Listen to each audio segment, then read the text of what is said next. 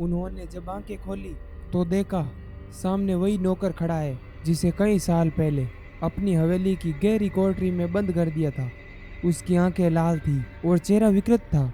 ठाकुर साहब डर के मारे कांपने लगे और उसी वक्त उनकी मृत्यु हो गई। यह कहानी एक पुराने गांव की है जहां एक हवेली थी जिसे भूतिया हवेली के नाम से जाना जाता था। गांव के लोग उस हवेली से दूर रहने में ही अपनी भलाई समझते थे, क्योंकि उस हवेली के बारे में कई डरावनी कहानियां प्रचलित थी।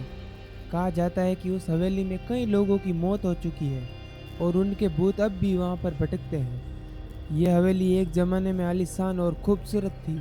इस हवेली के मालिक थे ठाकुर रणवीर सिंह, जो बेहद अमीर और प्रभावशाली थे, लेकिन उनके स्वभाव में एक अजीब सी क्रूरता थी। ठाकुर साहब अपनी हवेली में काम करने वालों के साथ बहुत ही बुरा बर्ताव करते थे। उनके क्रूर स्वभाव के कारण उनके नौकर उनसे बहुत डरते थे।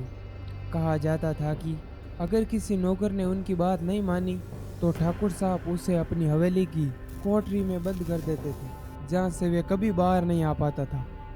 लेकिन एक दिन ऐसा हुआ कि हवेली की रौनक हमेशा के लिए गायब हो गई। ठाकुर रणवीर सिंह के साथ अजीब घटनाएं घटने लगी। रात में उन्हें अजीब सी भयंकर आवाज़ें सुनाई देती थी, जैसे कोई उन्हें पुकार रहा हो। शुरू में उन्होंने नज़रअंदाज किया, लेकिन धीरे धीरे आवाज़ें और तेज होती गई। एक रात जब वो सो रहे थे तो अचानक उन्हें महसूस हुआ कि कोई उनका गला दबा रहा है। उन्होंने जब आंखें खोली तो उन्होंने देखा कि उनके सामने एक नौकर खड़ा है जिसे उन्होंने कई साल पहले अपनी कोठरी में बंद कर दिया था। उसकी आंखें लाल थी और उसका चेहरा विकृत हो चुका था। ठाकुर साहब डर के मारे कांपने लगे। उसी वक्त उनकी मृत्यु हो गई। इसके बाद हवेली में कई अजीब सी डरावनी घटनाएं घटने लगी। हवेली में रात को किसी के रोने की आवाज़ आती थी, दरवाजे खुद ब खुद खुलते और बंद होते, और कभी कभी हवेलियों के खिड़कियों से किसी की परछाई होकर नजर आती। गांव के लोगों का मानना था कि ठाकुर रणवीर सिंह और उनके द्वारा मारे गए नौकरों की आत्माएं अब उसी हवेली में भटक रही है। वक्त बीतता गया और हवेली धीरे धीरे खंडर और तब्दील हो गई। गांव के लोग उस हवेली के पास से भी नहीं गुजरते थे। एक बार एक साहसी युवक ने उस हवेली में रात बिताने का फैसला किया। उसने सोचा कि गांव वालों के बीच फैल रही इन डरावनी कहानियों को वो झूठा साबित करेगा।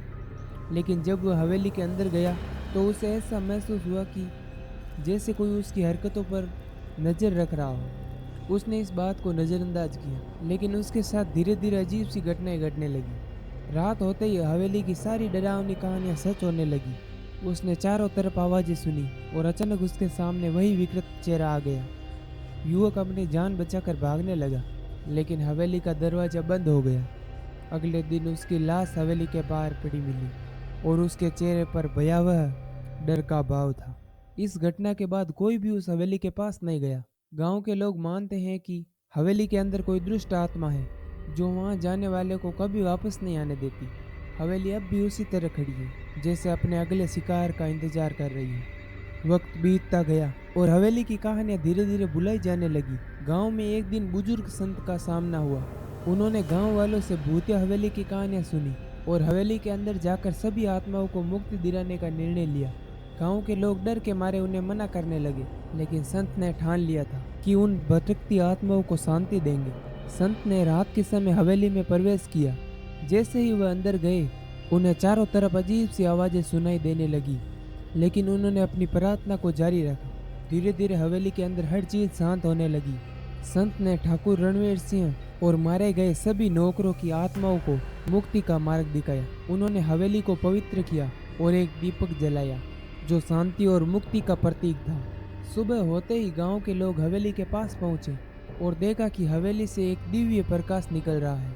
संत ने गांव वालों को बताया कि अब हवेली में कोई भूत या ताकत नहीं है। गांव वालों ने संत का आभार प्रकट किया और हवेली के अंदर जाकर देखा कि हवेली में अब कोई भी भयंकर शक्ति नहीं है।